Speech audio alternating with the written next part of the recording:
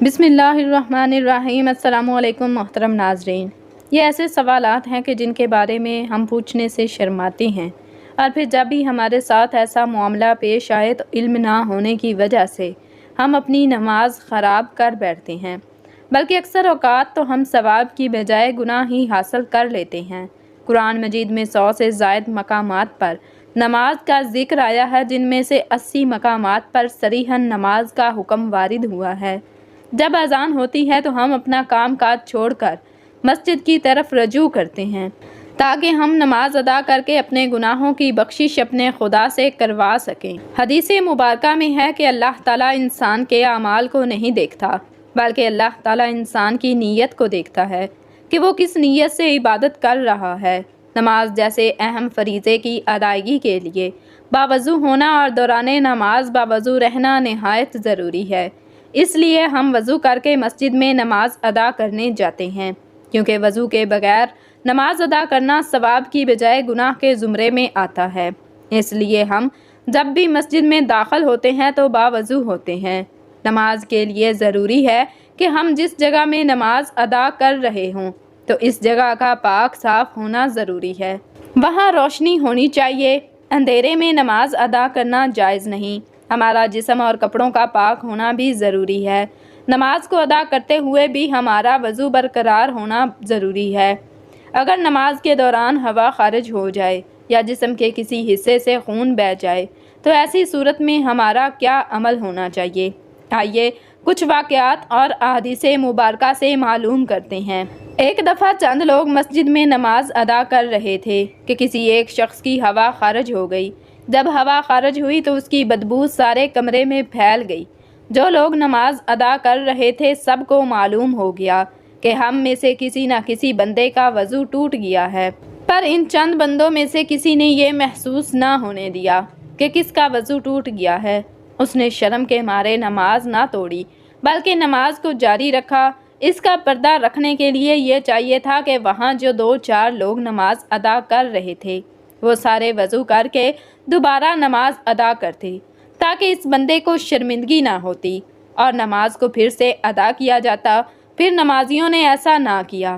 ہمارے دین اسلام میں بھی حکم ہے کہ کسی کے پردے کو ظاہر نہ کیا جائے جس سے اس کی دل آزاری ہو، لیکن یہاں سوال دل آزاری کا نہیں ہے، جیسا کہ حضرت علی بن طلق رضی اللہ تعالی عنہ سے روایت ہے۔ حضور نبی کریم صلی اللہ علیہ وآلہ وسلم نے فرمایا، جب تم میں سے کسی کی نماز کے اندر ہوا خارج ہو جائے تو چھوڑ کر چلا جائے اور وضو کر کے دوبارہ نماز پڑھے۔ اس حدیث مبارکہ سے معلوم ہوا کہ نماز میں وضو ٹوٹ جانے کی صورت میں اپنی جگہ پر کھڑے رہنے کی اجازت نہیں ہے، بلکہ وضو کر کے دوبارہ نماز میں شامل ہونے کی ترغیب دی گئی ہے۔ ایک اور روایت میں ام المومنین حضرت عائشہ صدیقہ رضی اللہ تعالی عنہا کا بیان ہے کہ حضور نبی اکرم صلی اللہ علیہ وآلہ وسلم نے ارشاد فرمایا، جسے نماز میں نقصیر یا ندی آ جائے وہ لوٹ کر وضو کرے اور جہاں نماز کو چھوڑا تھا وہیں سے شروع کر دے، لیکن اس درمیان میں کلام نہ کرے۔ ام المومنین حضرت عائشہ صدیقہ رضی اللہ تعالی عنہا سے بھی مروی ایک حدیث مبارکہ میں دوران نماز وضو ٹوٹ جانے کی صورت میں صفوں سے نکل کر جانے کے بارے میں بتایا گیا ہے۔ نبی اکرم صلی اللہ علیہ وآلہ وسلم نے ارشاد فرمایا، اگر کوئی نماز میں بے وضو ہو جائے تو وہ ناک پکڑ کر علیحدہ ہو جائے۔ حدیث سے واضح ہے کہ اگر کوئی مسلمان بھائی باجماعت نماز ادا کر رہا ہے تو اس کی ہوا خارج ہو جائے، چاہے وہ پہلی صف میں کھڑا ہو یا دوسری صف میں، اس کو چاہیے کہ نمازیوں سے الگ ہو جائے تاکہ اس کی بدبو سے دوسرے نمازی تنگ نہ ہوں۔ وہ دوبارہ وضو کر کے جماعت میں شامل ہو جائے، اور اگر کوئی رکعت رہ جائے تو اسے بعد میں مکمل کر لے۔ بعض اوقات نمازی کو وہم سا ہونے لگتا ہے کہ اس کی ہوا خارج ہوئی ہے، حالانکہ کچھ بھی خارج نہیں ہوتا۔ یہ شیطانی وسوسہ ہوتا ہے جو انسان کی نماز خراب کرنے اور اس میں عدم خشوع کے لیے پیدا کرتا ہے۔ اس لیے نمازی کو اس وقت تک نماز نہیں توڑنی چاہیے جب تک کہ اسے ہوا خارج ہونے کا یقین نہ ہو جائے۔ عباد بن تمیم بیان کرتے ہیں کہ ایک شخص نے رسول کریم صلی اللہ علیہ وسلم کے سامنے شکایت کی کہ اسے نماز میں خیال سا آتا ہے کہ اس کی ہوا خارج ہوئی ہے، تو رسول کریم صلی اللہ علیہ وسلم نے فرمایا وہ نماز سے اس وقت نہ نکلے یا نماز اس وقت تک مت توڑے جب تک وہ ہوا خارج ہونے کی آواز نہ سنے یا اس کی بدبو نہ پائے۔ حدیث سے یہ مراد نہیں کہ حکم آواز سنے یا پھر بدبو آنے پر معلق ہے، بلکہ مراد یہ ہے کہ ہوا خارج ہونے کا یقین ہو جائے، چاہے اسے آواز نہ بھی آئے اور بدبو نہ بھی سونگھی ہو۔ جب فاطمہ الزہرا رضی اللہ تعالی عنہا شادی کی عمر کو پہنچی تو نیک حسرت ذہنوں میں آپ رضی اللہ تعالی عنہا کا خیال آیا۔ مہاجرین اور انصار کے معززین نے پیغام نکاح دیا، لیکن رضائے الہی کے ساتھ مخصوص ذات نے انکار کرتے ہوئے فرمایا، میں خدائی فیصلے کا منتظر ہوں، فاطمہ کا فیصلہ اللہ کے ہاتھ میں ہے۔ ایک دن حضرت ابو بکر صدیق رضی اللہ تعالی عنہ، حضرت عمر بن خطاب رضی اللہ تعالی عنہ اور حضرت سعد بن معاذ رضی اللہ تعالی عنہ مسجد نبوی میں تشریف فرما تھے کہ سیدہ فاطمہ الزہرا رضی اللہ تعالی عنہا کا ذکر خیر چل نکلا۔ حضرت ابو بکر صدیق رضی اللہ تعالی عنہ نے ارشاد فرمایا، تمام معززین نے پیغام نکاح عرض کیا اور آپ صلی اللہ علیہ وسلم نے انکار کرتے ہوئے یہی ارشاد فرمایا کہ یہ معاملہ اللہ کے ذمے ہے، لیکن حضرت علی رضی اللہ تعالی عنہ نے پیغام نکاح دینے کی عرض نہیں کی اور نہ ہی اس کا تذکرہ کیا۔ میرا خیال ہے کہ انہوں نے غربت کے سبب ایسا کیا ہو۔ میرے دل میں یہ بات آتی ہے کہ اللہ کے رسول صلی اللہ علیہ وسلم نے حضرت فاطمہ الزہرا رضی اللہ تعالی عنہا کا معاملہ شاید اسی لیے روکا ہوا ہے۔ پھر حضرت ابو بکر صدیق رضی اللہ تعالی عنہ نے حضرت عمر بن خطاب رضی اللہ تعالی عنہ اور حضرت سعد بن معاذ رضی اللہ تعالی عنہ کی طرف متوجہ ہو کر فرمایا، آپ اس بارے میں کیا کہتے ہیں؟ ہم علی کے پاس چلیں، ان سے شہزادی رسول صلی اللہ علیہ وسلم کا معاملہ ذکر کریں۔ اگر انہوں نے تنگ دستی کی وجہ سے انکار کیا تو ہم ان کی مدد کریں گے۔ حضرت سعد بن معاذ رضی اللہ تعالی عنہ نے عرض کی، اے ابو بکر، اللہ آپ کو اس کام کی توفیق عطا فرمائے۔ پھر یہ سب مسجد نبوی سے نکل کر حضرت علی المرتضیٰ رضی اللہ تعالی عنہ کی تلاش میں ان کی مسجد میں جا پہنچے، لیکن ان کو وہاں نہ پایا۔ معلوم کرنے پر پتہ چلا کہ حضرت علی رضی اللہ تعالی عنہ اس وقت کسی انصاری کے باغ میں اجرت پر اونٹوں کے ذریعے پانی نکالنے میں مصروف ہیں، تو یہ تینوں صحابی ان کی جانب چل دیے۔ حضرت علی المرتضیٰ رضی اللہ تعالی عنہ نے ان تینوں صحابیوں کو دیکھا تو پوچھا، کیا معاملہ ہے؟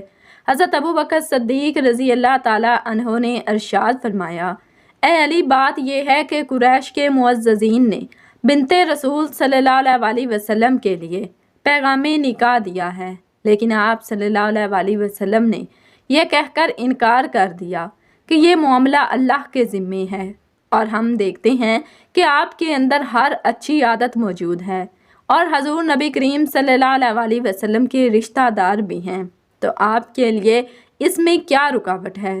مجھے امید ہے کہ اللہ اور رسول صلی اللہ علیہ وآلہ وسلم نے ان کا معاملہ آپ کے لیے روکا ہوا ہے۔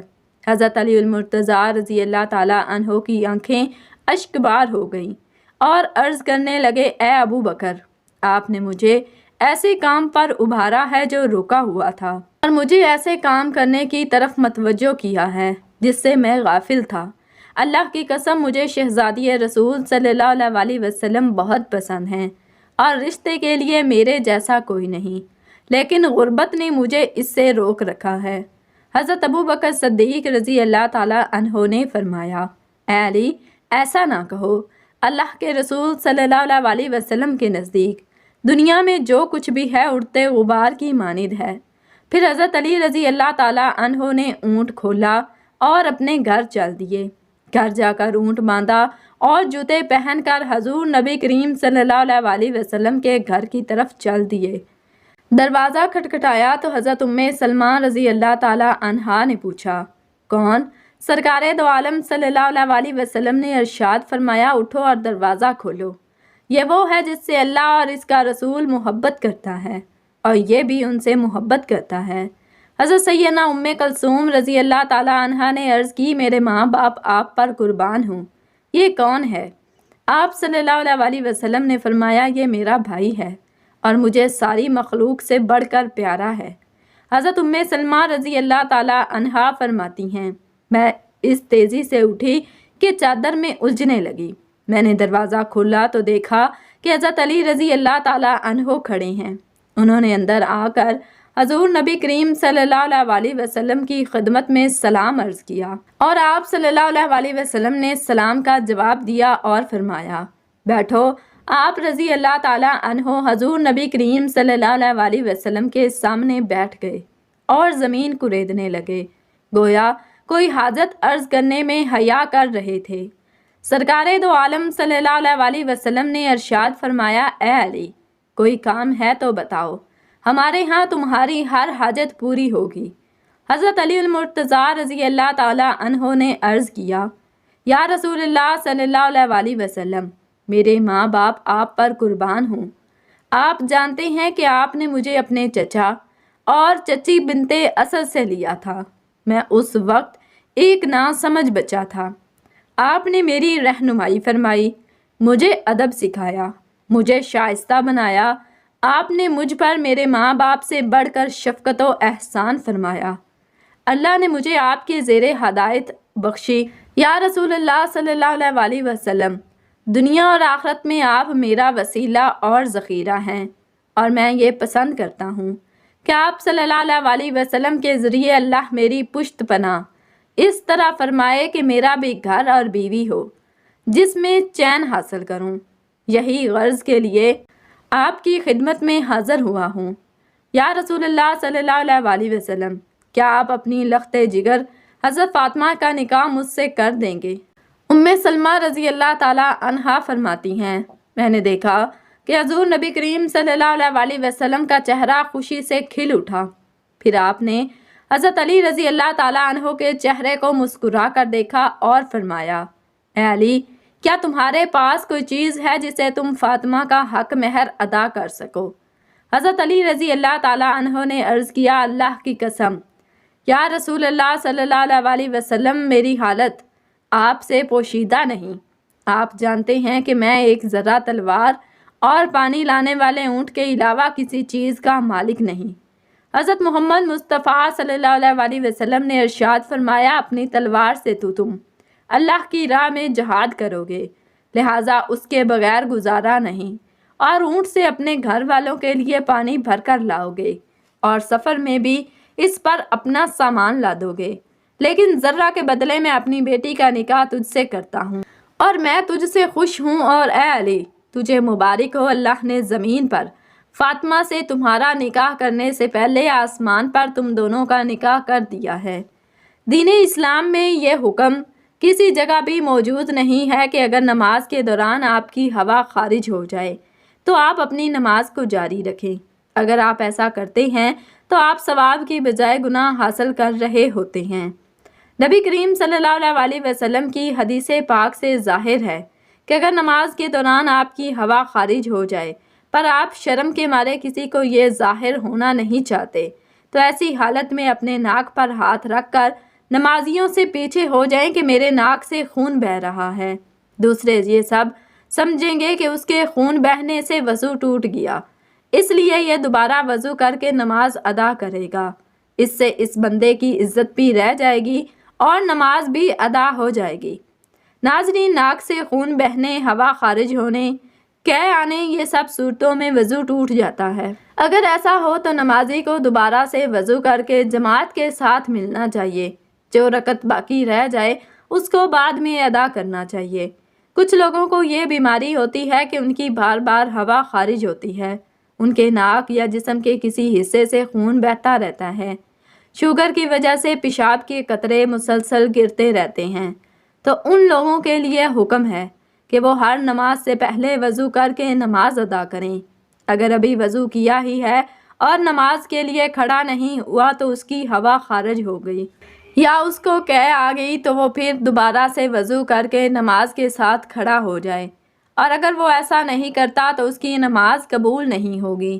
یہ بھی یاد رہے کہ اگر اخراج ریح کا تقاضا ہو تو ریح کو بامشقت روک کر نماز مکمل کرنا مکروہ تحریمی ہے۔ البتہ اگر نماز قضا ہو رہی ہو تو نماز قضا کرنے کی بجائے ری کو قابو کر کے نماز مکمل کرنا بہتر ہے۔ اللہ تعالیٰ ہمیں 5 وقت نماز باجماعت اہتمام کے ساتھ باوضو ادا کرنے کی توفیق عطا فرمائے اور ہمیں نیکوکاروں میں شامل فرمائے اور ہمارا خاتمہ ایمان پر فرمائے، آمین ثم آمین۔ ناظرین، کمنٹ باکس میں اللہ تعالیٰ کے 99 ناموں میں سے ایک نام ضرور ٹائپ کیجئے گا۔ جزاکم اللہ خیرا کثیرا۔